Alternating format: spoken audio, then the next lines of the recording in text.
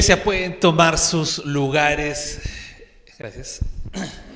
Es de mucho gozo y mucho placer poder estar con ustedes de forma presencial, verlos nuevamente, poder ver nuevamente a cada uno de ustedes y poder compartir este día del Señor, día de adoración, ¿no? Tanto con ustedes como los que están ahí en línea. Pues es muy gratificante saber que a pesar de la distancia, a pesar de la situación, a pesar de todo, pues el Señor es fiel y provee los recursos para nosotros poder estar siempre juntos en este día del Señor. Y ya la semana pasada acabamos una serie, nuestra serie Redimidos. Hoy día vamos a entrar en una nueva serie con un tema que dentro del círculo cristiano es muy sonado, ¿no? Dentro del círculo cristiano es muy sonado, pero muchas veces es mal, vamos a decirlo, es tomado de una forma errónea, ¿ok? Es tomado de una forma diferente, es tomado de una forma que no es bíblica y una forma que en vez de llevar a la glorificación de Dios, parece que estamos llevando, cuando hablamos de este tema, ahorita voy a decir de qué trata, cuando hablamos de este tema estamos llevando a que el Señor está en el límite de tener la victoria y en el no tener la victoria. Y estamos hablando de los tiempos finales. Cada vez que vemos, ¿no?, y escuchamos tiempos finales, hay mucha cantidad de cristianos, no quiero decir la mayoría, pero hay mucha cantidad de cristianos que cuando escuchan, ¿no?, tiempos finales, no, qué miedo, no me hables de eso, hermano, Apocalipsis, no, wow, no, fatal, no, que tiemblo.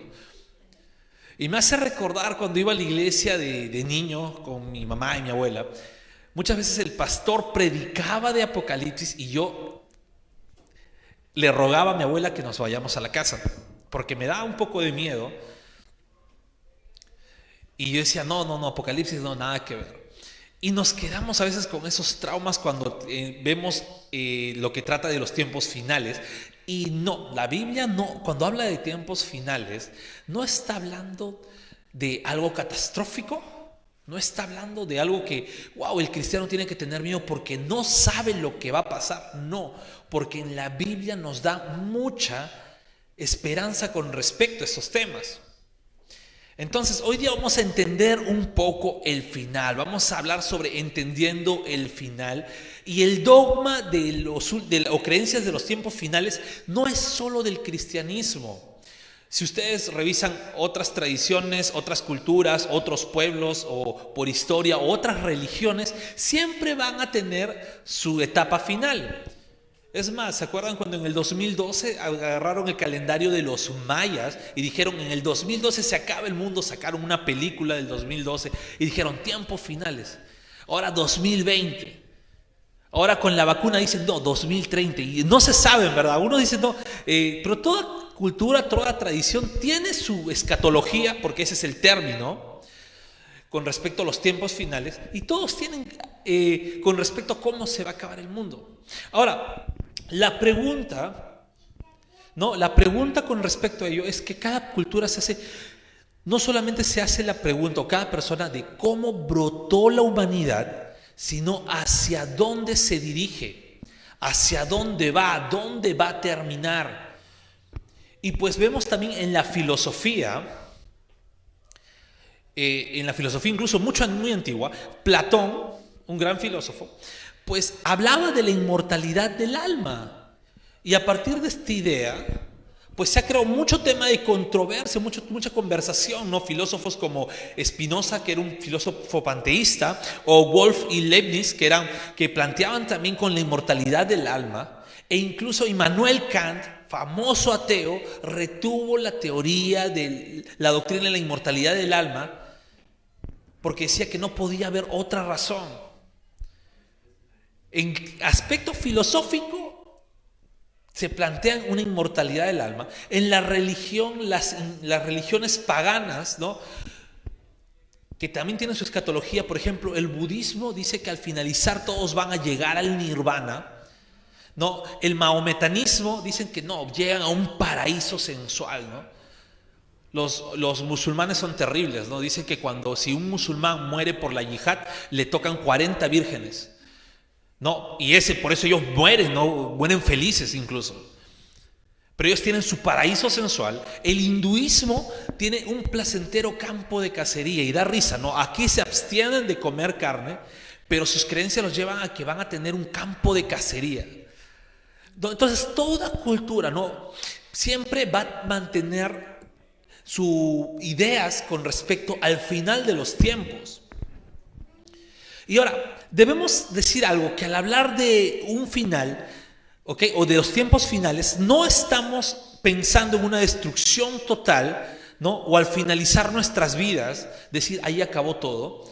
Por eso la escatología se divide en dos aspectos: un aspecto individual, que es a dónde voy yo como persona o dónde va mi fin como persona, y un aspecto también general, que es dónde va todo el cosmos como creación. Entonces, no significa, cuando hablo de final, que llegó ahí mi muerte y ahí quedó todo. Ahí murió todo, ahí se acabaron todo, como a veces dicen, ¿no?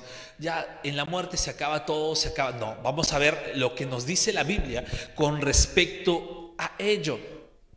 Ahora, a través de la historia de la iglesia, esta doctrina escatológica ha ido evolucionando, ha ido tomando forma, ha ido sentando sus bases y llegando a como lo tenemos hoy. Y como nuevamente les digo, a pesar que es un tema un poco incluso tabú dentro de la iglesia y decimos, no, qué miedo cuando hablan de final de los tiempos, debemos entender que no, que Dios va a ser glorificado. Es más, cada aspecto de nuestra fe cristiana llega a su plenitud cuando se acerque el día final.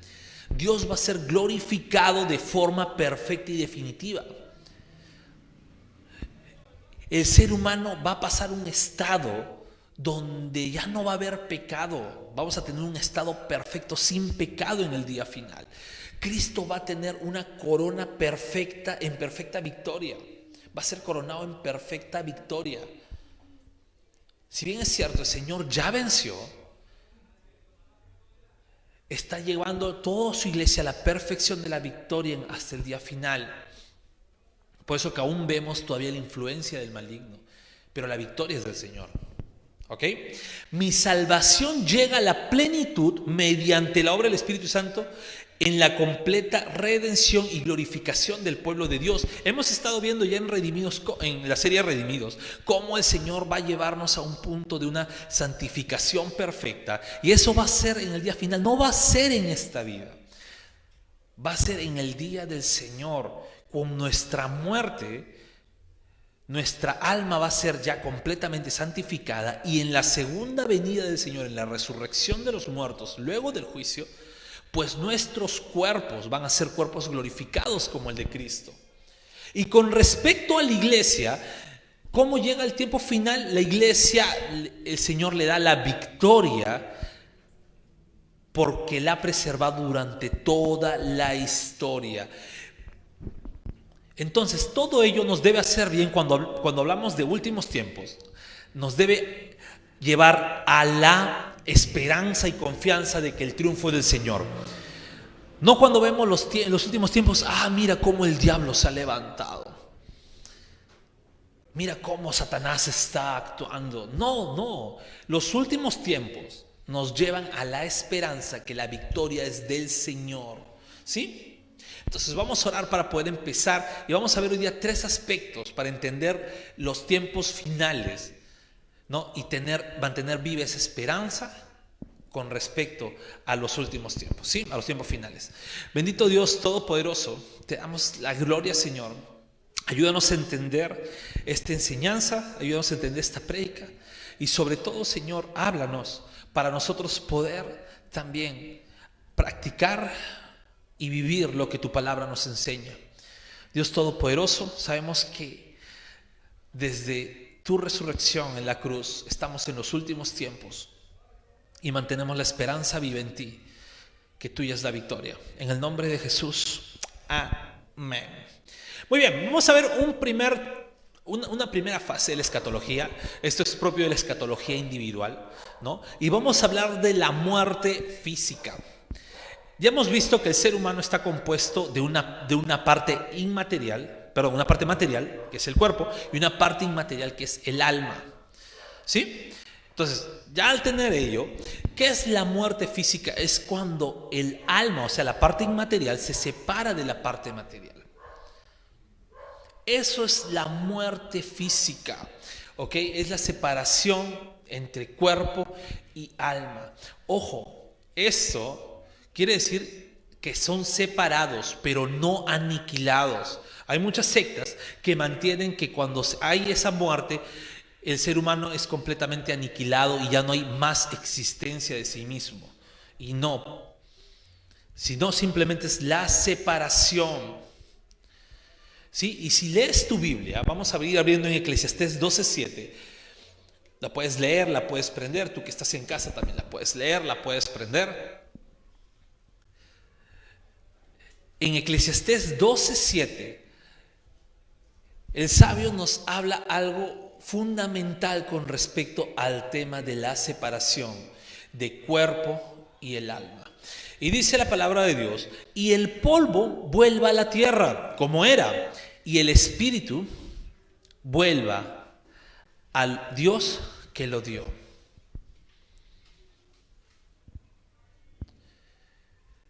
El cuerpo va a ir al polvo, va a ir a la tierra, porque es material, día a día se está desgastando. Pero el espíritu va a ir directamente al Señor. Esa es la separación. Cuando el alma se separa del cuerpo,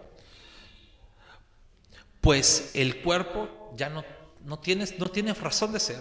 Cae, se va al nicho y pues se descompone. Pero el alma regresa al Señor. Y ahora, ¿y por qué muere la gente, no? El pecado el pecado introdujo la muerte en la creación. ¿Ok? El pecado introdujo la muerte en la creación. El ser humano, su propósito fundamental no era morir. Es por ello que cuando uno va a un velorio y de repente se acerca al cajón, lo ve raro. Y es más, incluso en muchas ocasiones, ve y dice: está durmiendo, no está muerto. O sea, porque el ser humano es ajeno a la muerte. No es su propósito, no fue el fin de Dios crearlo para que muera. Por eso que a veces nos parece un poco extraño, pero eso fue una consecuencia del pecado que introdujo la muerte. En Romanos 6:23, no, yo sé que ustedes se lo saben de memoria este texto, pero en Romanos 6:23 nos dice la palabra de Dios: porque la paga del pecado es muerte, mas la dádiva de Dios es vida eterna en Cristo Jesús, Señor nuestro. El pecado, la recompensa del pecado o la consecuencia del pecado era morir. Y algunos dicen: no, pues que se habla de una muerte espiritual. No era una muerte espiritual, era una muerte total. Sin embargo, el Señor en su misericordia permitió que esa muerte solo llegue a nuestro cuerpo y no a nuestra alma. Es algo muy importante que tengamos ello. El merecido castigo del pecado era morir totalmente. Así como los demonios que murieron totalmente por haberse rebelado con el Señor, su pecado los llevó a la condenación total y ya no hay perdón para ellos. Pero el Señor, en su profundo amor, hizo que cuando el hombre pecó y nos fue imputados a toda la humanidad el pecado inicial, pues nos lleve solamente a morir físicamente, pero el alma puede ser entregada al Señor y que el Señor nos dé vida eterna.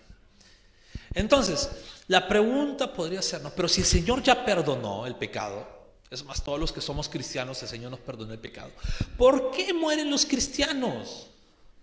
¿Por qué permite el Señor que mueran los cristianos? Porque uno podría incluso decir: no, yo estoy orando para que mi Señor me lleve, así como se lo llevó a Enoc o se lo llevó a Elías. No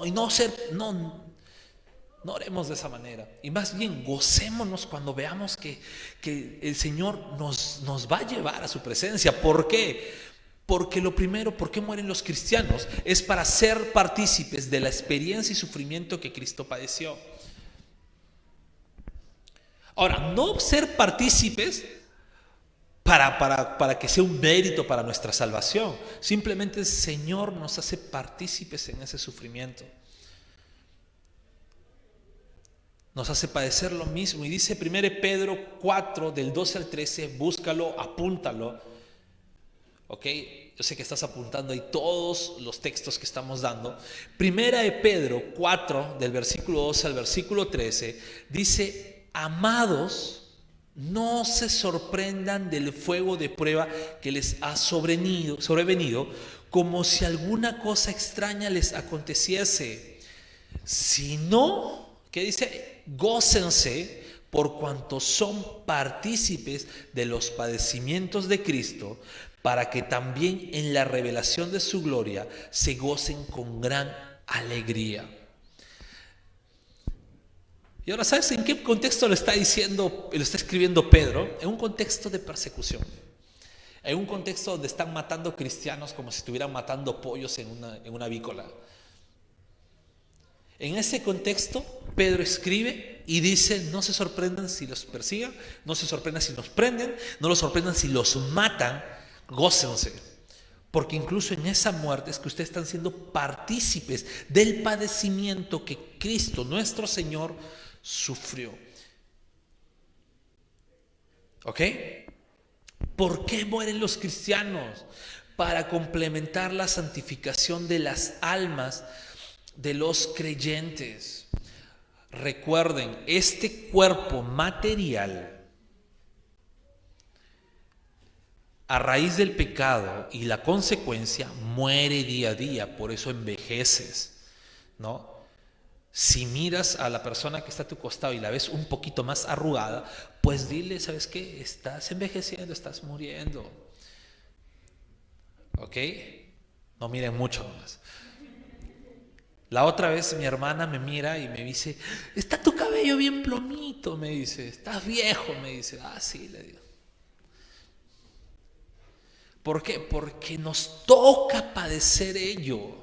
Así te pintes las canas, te pintes las raíces, te eches todas las cremas del mundo, te toca envejecer y te va a tocar morir, porque este cuerpo ya tiene la consecuencia de morir. Nuestras almas no, pero el cuerpo sí.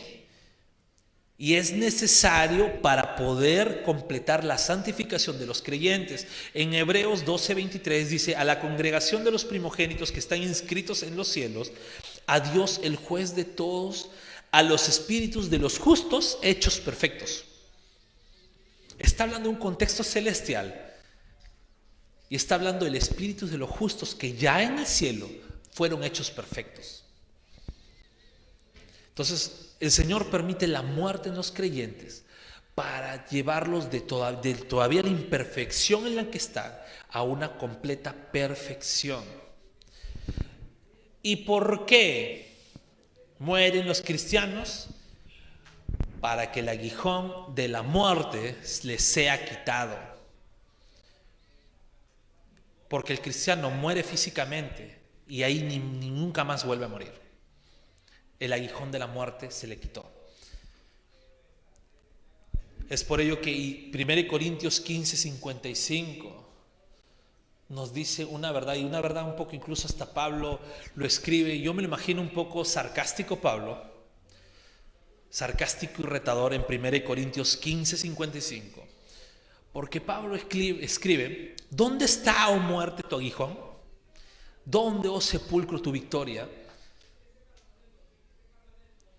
Porque sí, Pablo dice mismo: ¿no? El mío me moría de ganancia porque muero una vez en la tierra y en el cielo nunca más vuelvo a morir. El Señor me hace partícipe como cristiano de la muerte para hacerme partícipe del padecimiento de Cristo. Me hace padecer la muerte física para poder llegar a un estado de perfección por el Señor, y para que nunca más la muerte toque mi vida. Entonces, en tiempo final que me llegue a tocar la muerte, el Señor lo permite para su gloria y honra. Un segundo aspecto de los tiempos finales, o para entender el final del ser humano, es la inmortalidad del alma. Ya hemos hablado de una muerte física y hemos dicho que el alma va al Señor. ¿Y por qué el alma va al Señor? Porque es inmortal. Ahora, no debemos confundir o relacionar o tratar de asemejar la inmortalidad del Señor, la inmortalidad de Dios, con la inmortalidad que el Señor permite en el ser humano. Si bien nosotros poseemos este atributo comunicable de Dios, como la inmortalidad, y lo permite en el ser humano, ¿no?, de una forma, claro, diferente y limitada a la de Dios, pues no es en comparación igual. Hay un punto que debemos tener mucho cuidado, es que sí, no hay un pasaje bíblico que diga directamente el alma es inmortal. No hay ningún pasaje bíblico. ¿Ok? Entonces, debemos tener algo en contexto. Así como no hay ningún pasaje bíblico que habla de la Trinidad de Dios como Trinidad, así que diga Trinidad, ¿no? No hay un pasaje bíblico que diga expiación limitada o depravación total, pues son doctrinas fundamentales, ¿no? No hay un pasaje bíblico que diga inerrancia de la Biblia, pero las Escrituras dan luz de estas doctrinas. De la misma forma, la inmortalidad del alma, las Escrituras dan luz. Y en el Antiguo Testamento vemos que Dios puso en el corazón del hombre, puso la eternidad.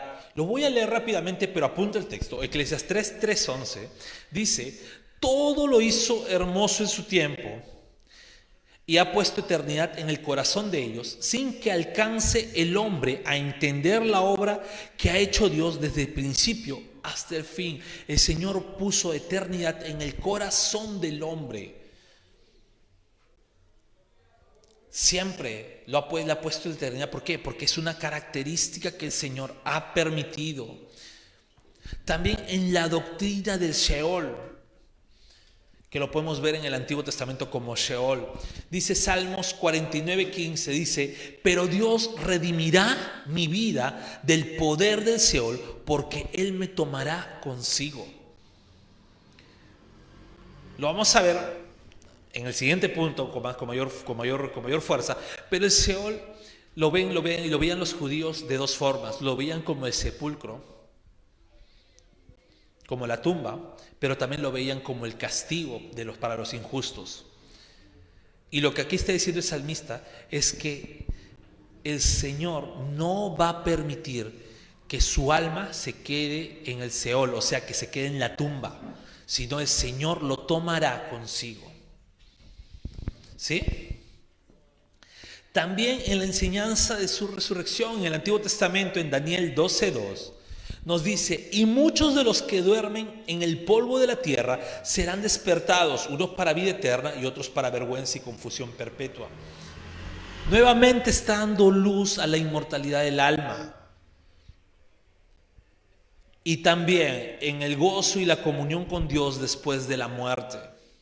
En Job 19, del 25 al 27, dice: yo sé que mi Redentor vive y al fin se levantará sobre el polvo, y después de deshecha esta mi piel, está hablando de la muerte física, en mi carne he de ver a Dios, al cual lo veré por mí mismo, y mis ojos lo verán y no otro, aunque mi corazón desfallece dentro de mí.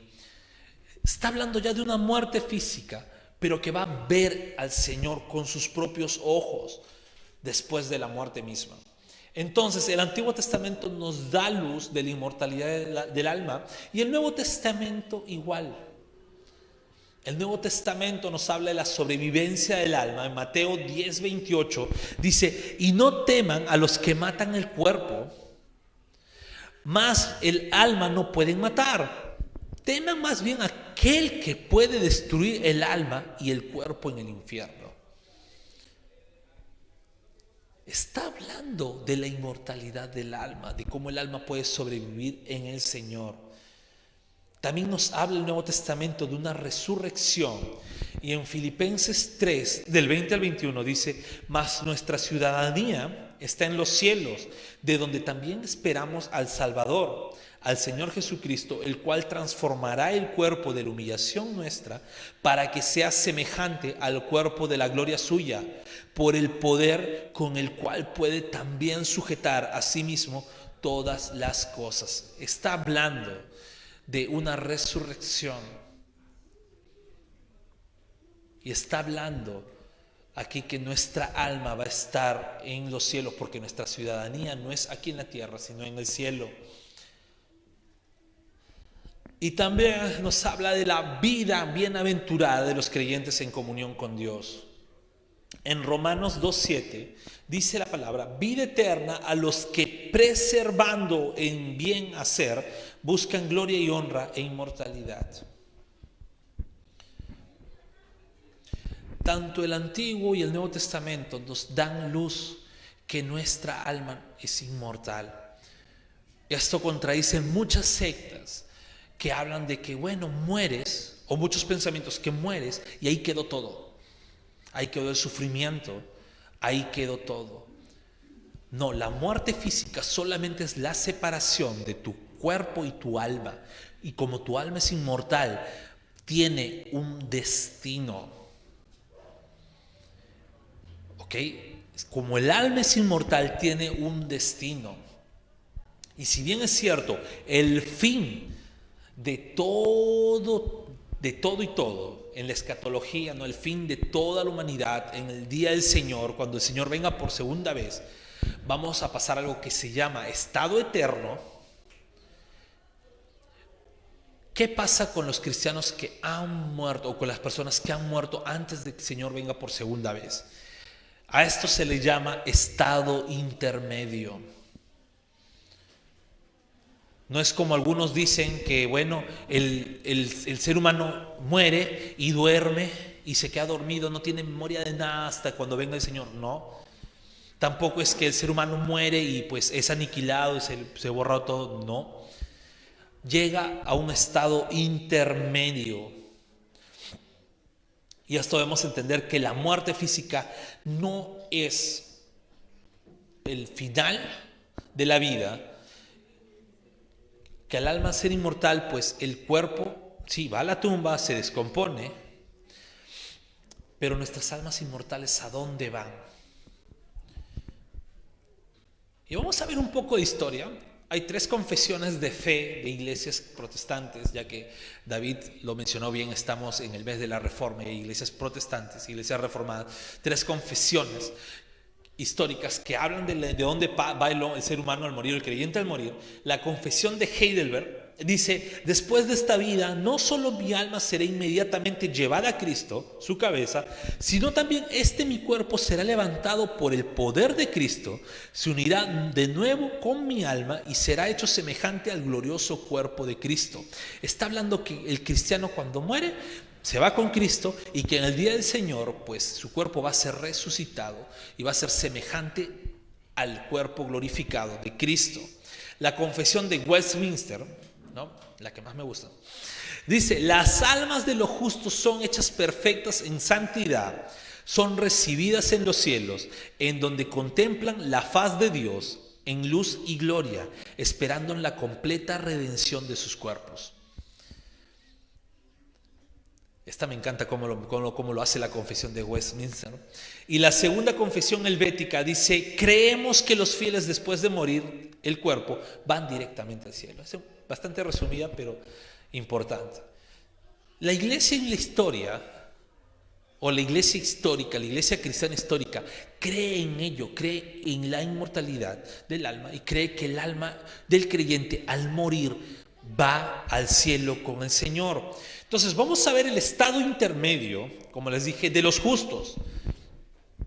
¿Y dónde van los justos al morir? Lo primero es que están con Cristo en el cielo. Sí, un justo, una persona creyente, al morir directamente se va al cielo con el Señor. Y ojo, Así como el Señor le dijo al ladrón que estaba a su costado y le dijo, hoy estarás conmigo en el paraíso. Ojo, le dice, hoy estarás conmigo, no como dicen algunos amigos adventistas famosos, ¿no? Que tergiversan el griego terriblemente, dicen, no, de cierto te digo, hoy, le ponen una coma, donde el griego no hay comas, estarás conmigo en el paraíso. No, Jesús le dijo, hoy estarás, o sea, hoy mismo. ¿Por qué? Porque el creyente, el salvo, cuando muere, va directamente al cielo con el Señor. Y 2 Corintios 5, del versículo 6 al versículo 9, nos dice la palabra de Dios: así que siempre vivimos en plena confianza, aunque sabemos que mientras vivamos en este cuerpo no estamos en el hogar celestial con el Señor, pues vivimos por lo que creemos y no por lo que vemos.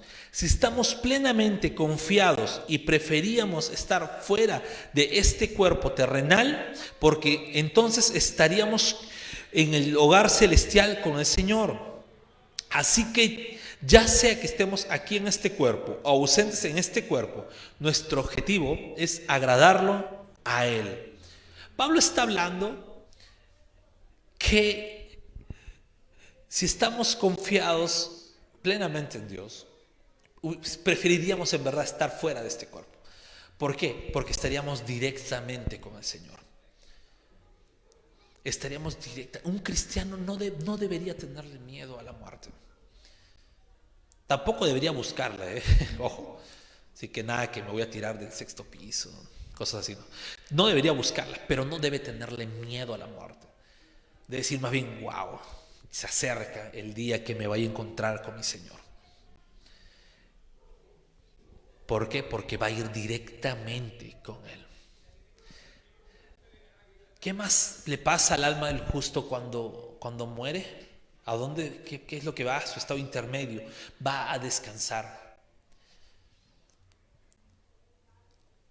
A los creyentes sí les queda perfecto el que en paz descansen, porque sí van a descansar, es una promesa del Señor. ¿Dónde vemos esa promesa? En Apocalipsis 6:11, sí, el libro que todos tienen miedo. En Apocalipsis 6:11 da esa promesa de que el justo al fallecer va a descansar. Dice la palabra: entonces cada uno de ellos se les dio una túnica blanca y se les dijo que descansaran un poco más hasta que se completara el número de sus hermanos, los consiervos de Jesús, que se unirán a ellos después de morir como mártires.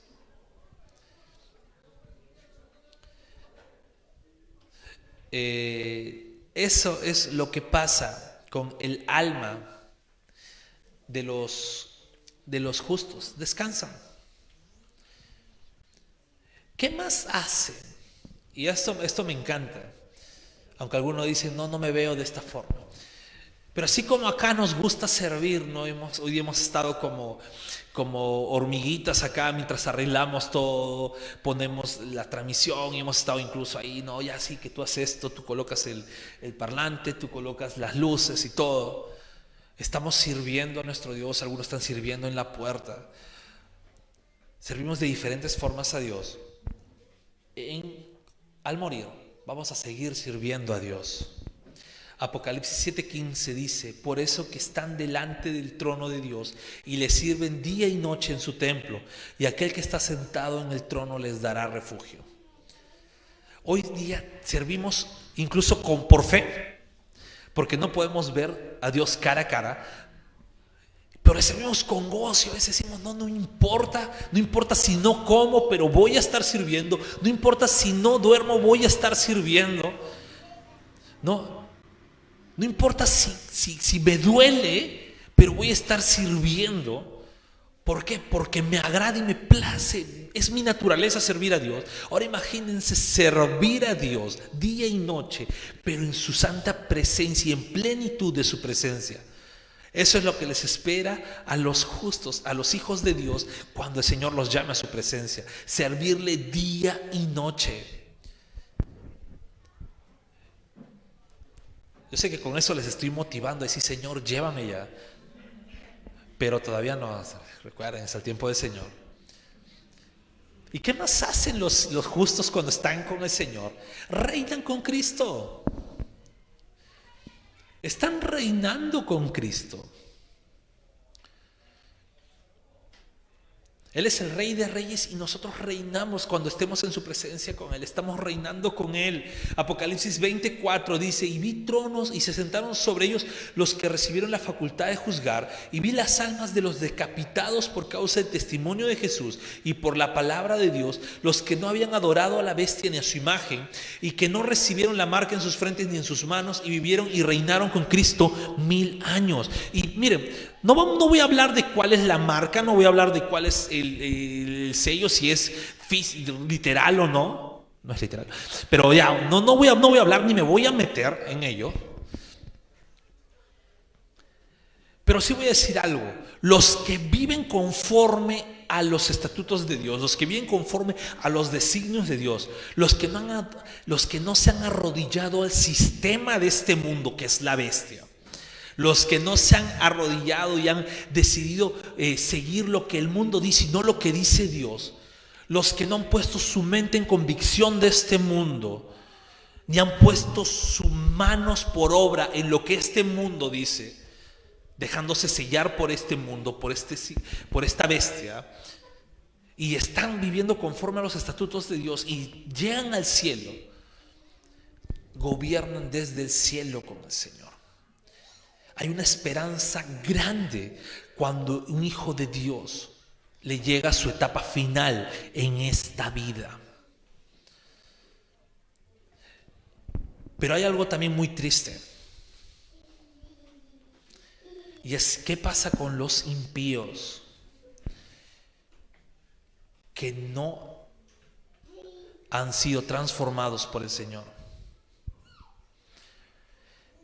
Y pues aquí hay algo que debemos ver: es que al impío no le espera un lugar de descanso, al impío no le espera una tranquilidad.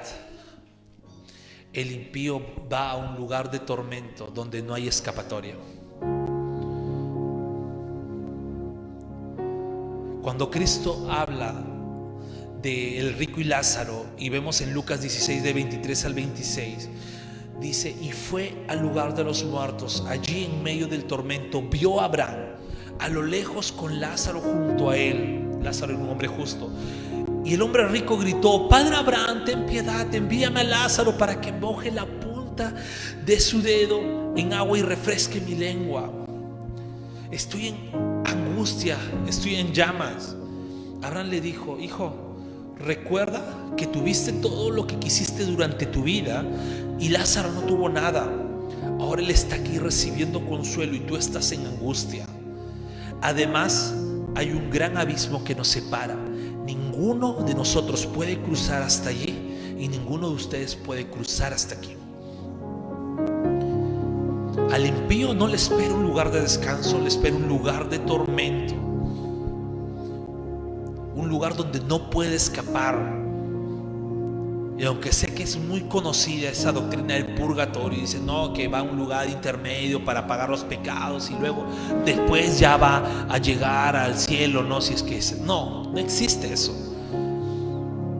Es el justo va al gozo del Señor, va al trono de Dios, va a reinar con Cristo, y el impío va a ese lugar de tormento. El impío va a ese lugar donde no puede salir, a ese lugar donde no hay escapatoria, a ese lugar donde hay angustia. ¿Y a qué va ese lugar? Ese no es un lugar final, es un lugar temporal hasta el juicio final. Y en Apocalipsis 20, 13, 15 dice: y el mar entregó a los muertos que habían en él, y la muerte y el Hades entregaron los muertos que había en ellos, y fueron juzgados cada uno según sus obras, y la muerte y el Hades fueron lanzados al lago de fuego. Esta es la muerte segunda. Y el que no fue hallado inscrito en el libro, el que no se halló inscrito en el libro de la vida, fue lanzado al lago de fuego. El estado intermedio para los impíos sí es un lugar de tormento, pero no es su muerte final. Su muerte final es en el día del Señor. Y yo no me puedo basar a que, bueno, ya estoy aquí como cristiano, ya soy hijo de Dios y qué chévere, no me espera una paz al morir, me espera el gozo de mi Señor, me espera reinar con Cristo, ¿no? Ya que quiero que el Señor me lleve. No, si el Señor permite que sigas con vida, es para que prediques, para que sigas evangelizando. Que las iglesias tienen que llenarse de gente, pero no gente que venga por las razones equivocadas, que venga a recibir un milagro, que venga a recibir prosperidad, que el Señor le devuelva. No por tonterías, sino que venga por lo que de verdad importa, que es la salvación de su alma. Estamos en un mundo que no se sabe cuándo uno va a morir. Puedes estar hoy día, el día siguiente un accidente y quedaste ahí. Si eres cristiano, eres un hijo de Dios, pues qué chévere. Pues aunque hayas muerto de la peor manera, pues te espera un gran consuelo, así como a Lázaro te espera estar en el gozo de tu Señor. Pero ¿qué con los que no han escuchado la palabra? ¿Qué con todas esas personas que están afuera y no tienen el arrepentimiento en sus vidas? Esto nos debe llevar, Señor, gracias día a día, gracias por darme la oportunidad. Ayúdame a aprovechar mi día a día a predicar a quien no te conoce, a predicar a quien necesita de ti. Hace poco escuchaba un podcast y el pastor, ¿no?, decía, ¿sabes qué? El infierno es real. Pero así como el infierno es real, el cielo es más real. Y así como el cielo es real, yo quiero que todos nos vayamos al cielo. Y ese es el propósito de la iglesia. Gente imperfecta que día a día se va encaminando y van a ir juntos y van a llegar al cielo juntos. Y eso nos debe llevar a predicar. ¿Tienes un familiar que no es cristiano? Predícale. ¿Tienes un amigo que no es cristiano? Háblale. ¿Ves a un hermano de la iglesia que disiernes que de verdad no está por el motivo correcto en la iglesia? Y los hay muchos. Pues sigue predicándole el evangelio, no te canses. Pero prediquemos el evangelio, encaminemos a nuestro círculo al cielo, donde el Señor nos dará el gozo, la paz y nos da una eternidad con Él. Entendamos bien el tiempo final. Entendamos que sí, hay una muerte física, pero nuestra alma es inmortal. Y el destino de nuestra alma es al gozo de nuestro Señor, a esperar la resurrección de nuestros cuerpos y tener un cuerpo glorificado y vivir eternamente con Dios, o un infierno de tormento. Y para los que escuchan por primera vez, tal vez ahí por las redes, ¿cómo puedo llegar al cielo? No hay un modo, no hay un método. Es simplemente reconocer que Cristo murió por nosotros y que esa muerte que nosotros debíamos padecer, Él la padeció por nosotros. A Él se le imputó nuestros pecados para que su justicia de Él sea imputada a nosotros. A Él se le dio todo el castigo que nosotros debíamos padecer para que nosotros vivamos la vida eterna con el Señor. Y el reconocer ello no nos va a dejar igual. Es el Señor transformándonos y hacernos arrepentir y confiar en Él. ¿Qué necesitas para ir al cielo? Una vida constante de arrepentimiento y poner toda tu vida en confianza, en plena confianza en la persona de Cristo. Vamos a orar. Amado Dios Todopoderoso, gracias te damos porque tú eres bueno. Y Señor, sí, nuestro cuerpo se está muriendo día a día. No sabemos cada uno de nosotros cuánto nos queda en este mundo. Esa es nuestra confianza en ti, que solamente tú sabes. Pero sabemos que nuestro cuerpo muere, pero nuestra alma es inmortal. Y gracias Dios, porque sé que tenemos esperanza en ti de estar en una vida eterna contigo. Señor amado, gracias por ello. Y gracias por permitir que Cristo se encarnara, muriera por mí y pues me diera vida eterna. Ayúdame a vivir una vida digna, demostrando que ese sacrificio ha sido efectivo en mí. Dios amado, también te pido en oración por los que aún no creen y por las personas nuevas, personas que pues día a día vamos a ir evangelizando.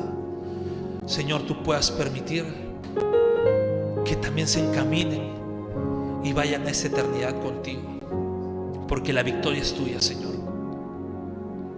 La victoria es tuya y tu propósito y voluntad es que todos se arrepientan. Gracias te damos, Señor, en el nombre de Jesús.